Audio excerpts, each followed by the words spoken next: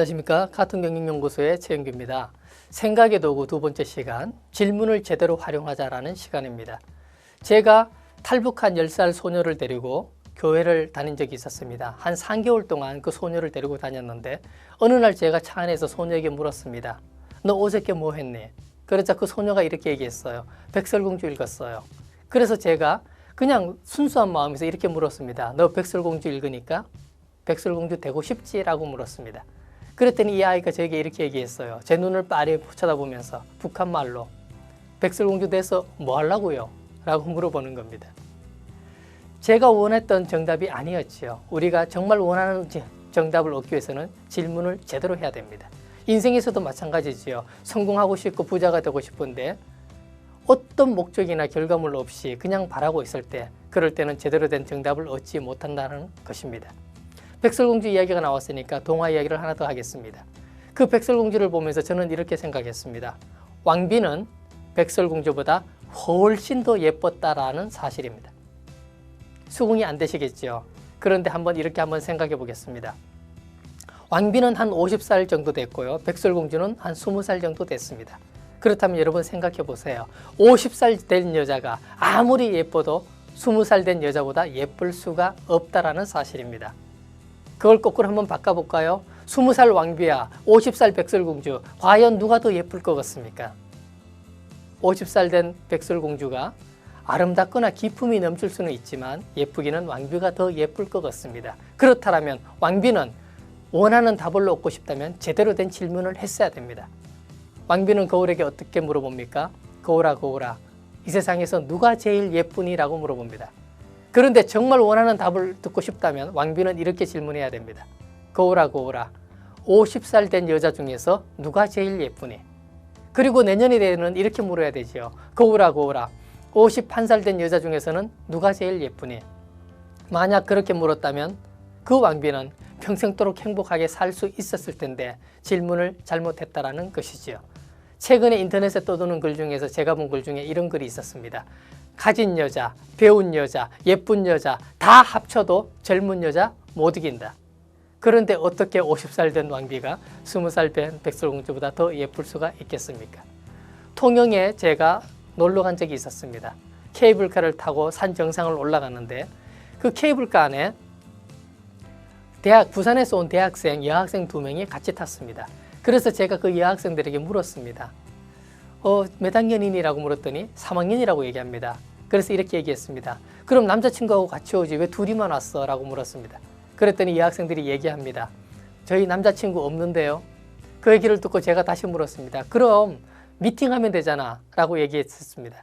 그랬더니 이 부산에서 학교 다니는 3학년 여학생 2명이 저에게 이렇게 얘기했습니다. 남자애들이요 1학년하고만 미팅하려고 해요 라고 얘기하는 겁니다.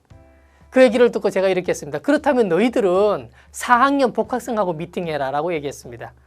그랬더니 이 학생이 제 얼굴을 보면서 이렇게 얘기했습니다. 그런데요 4학년 복학생도요 1학년하고만 미팅하려고 해요 라고 얘기하는 겁니다. 어떻습니까? 50살 된 왕비는 절대 20살 백설공주 못 이깁니다. 그래서 우리는 원하는 질문을 하고 싶다면 제대로 된 질문을 해야 됩니다. 우리가 원하는 정답을, 인생에서 꼭 원하는 정답을 얻고 싶다면 제대로 된 질문을 해야 됩니다. 부모님들은 자녀들에게 이렇게 얘기합니다. 너보다 공부 잘하는 아이하고 놀아라. 그럼 한번 계산을 한번 해보세요. 나보다 공부 잘하는 아이와 놀려면 그 아이는 또 그 아이보다 공부 잘하는 아이하고 놀게 되고 결국 아이들은 전부 다 외톨이가 될 수밖에 없다라는 것. 우리가 아이의 상상력을 위해서도 제대로 된 질문을 던져줘야 됩니다. 어느 해 겨울 캠프에 갔는데 캠프 선생님이 이렇게 얘기했어요.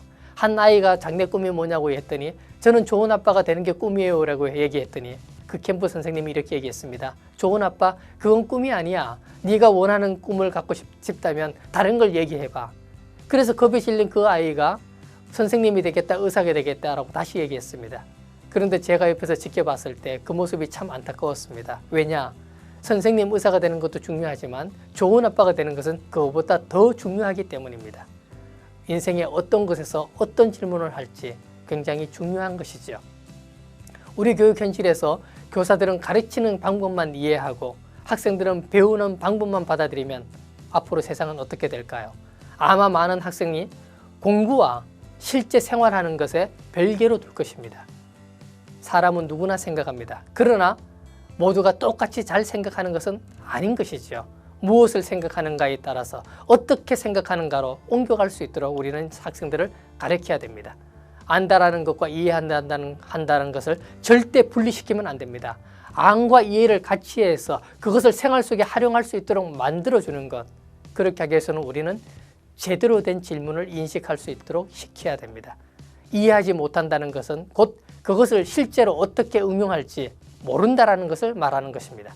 어떻게 다루어서 새로운 것을 만들어낼지 모른다라는 것입니다. 아무 쓸모없는 겉만 번지르는 학문을 그것을 달성하기 위해서 노력하도록 가르쳐서는 안 되겠죠.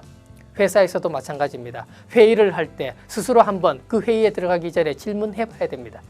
논점이 분명하고 목표 대상과 관계가 있는가? 이 회의가 그리고 그 회의의 주제가 나와 같은 문제를 가지고 있는가? 아니면 그 사람의 관점에서 바라볼 때 이것은 어떤 것이 좋은 해결책일까? 또는 해결책이 주어졌을 때 이득을 보는 사람은 누구일까? 미리미리 자기에게 질문해보고 정답을 찾아봐야 된다는 것이지요. 그 왜라는 질문을 시작할 때 우리는 문제를 제대로 보고 이해할 수 있습니다. 그래서 도요타 그룹의 회장은 모든 직원들에게 이렇게 얘기했습니다. 일을 하기 전에 최소한 5번씩 왜라고 물어봐라. 그렇게 할 때만 진정한 문제를 이해할 수 있다고 말이죠. 잭 웰치도 이렇게 얘기했네요. 본질을 알기 위해서는 끊임없이 질문해야 된다. 자, 이제 원하는 정답을 하고 싶다면 제대로 된 질문을 생활화합시다. 감사합니다.